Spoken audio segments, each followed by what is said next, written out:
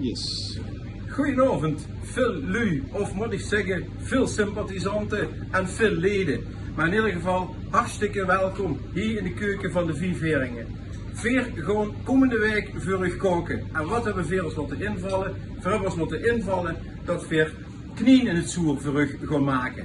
We gaan knieën in het zoer maken en ja, we zijn juist klaar met onze bezorg- en afholservice nu vanavond.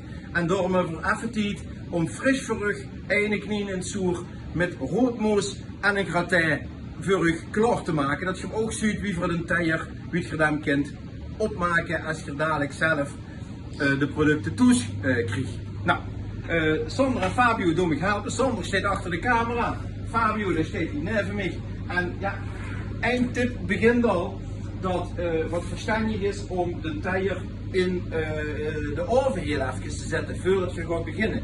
Dan is de teier fijn warm en dan werden de producten die je hebt gewarmd, werden dan niet koud. Nou, vervolgens beginnen we dan met de roodmoos. We hebben er stiekem vormpjes voor en Fabio heeft alvast de gratin uit de oven gepakt. Dat moet je dadelijk ook doen. De roodmoes en het knieënzoer krijg je geleverd in een vacuümzak.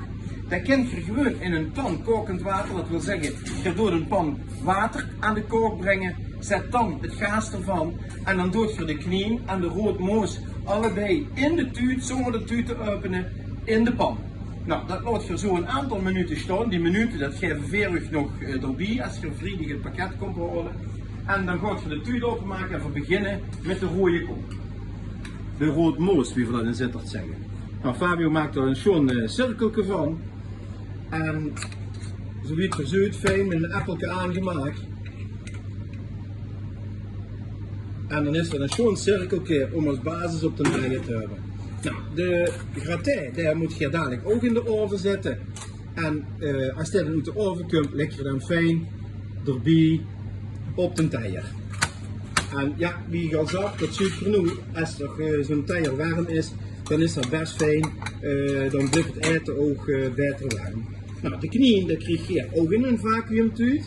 Daar hoort je de rood en dan blijft de saus in de tuut achter. De knieën kun je dan fijn op de roodmoos leggen. En dan doe je de saus of uit de zak, of je doet hem ook heel even in een pankje. Maar hij hoeft niet meer warm, want hij is samen met de knieën warm geworden.